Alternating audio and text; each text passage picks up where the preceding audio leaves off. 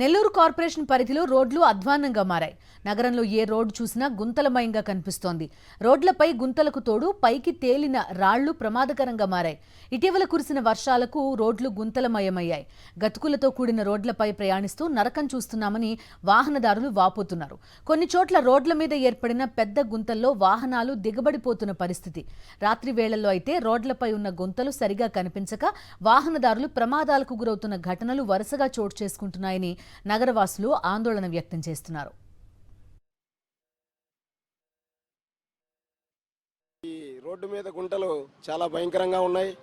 ఈ వర్షాకాలంలో పోవాలంటే నిండుగా రోడ్డు అంతా నిండుగా నీళ్లు ఉండడం వల్ల ఎక్కడ గుంట ఉందో ఎక్కడ మెట్టు ఉందో తెలియక చాలా బళ్ళు పడిపోతూ చాలా ప్రమాదాలు జరుగుతూ ఉన్నాయి. ఇది ఇంకనైనా గమనించి ఈ గుంతలు పూడ్చే కార్యక్రమాన్ని త్వరగా చేయాలని కోరుకుంటూ ఉన్నాం. నెల్లూరులోని Dhanalakshmipuram, Apollo hospital circle, Kanakamahal centre, Atmakur bus stand, Muthukur road, Podalakur road, నిపో సెంటర్, అయ్యప్పగుడి సర్కిల్ ప్రాంతాల్లో ఇటీవల కురిసిన వర్షాలకు రోడ్లు పూర్తిగా డ్యామేజ్ అయ్యాయి. అక్కడక్కడ ప్యాచ్ వర్క్ చేస్తున్నా నాణ్యత లేకపోవడంతో వర్షాలు పడగానే అవి కొట్టుకుపోతున్నాయి. భారీ గుంతలు ఏర్పడుతున్నాయి. నగరంలోనే కాకుండా జిల్లా వ్యాప్తంగా రోడ్ల పరిస్థితి దారుణంగా ఉందని వాహనదారులు చెబుతున్నారు.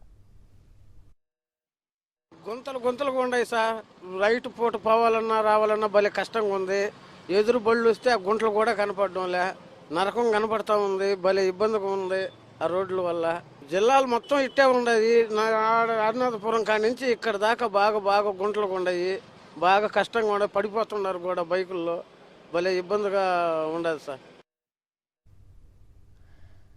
టీడీపీ కూటమి అధికారంలోకి వస్తే రోడ్లను మెరిసే అద్దాల్లా తీర్చిదిద్దుతామని ప్రగల్భాలు పలికారు.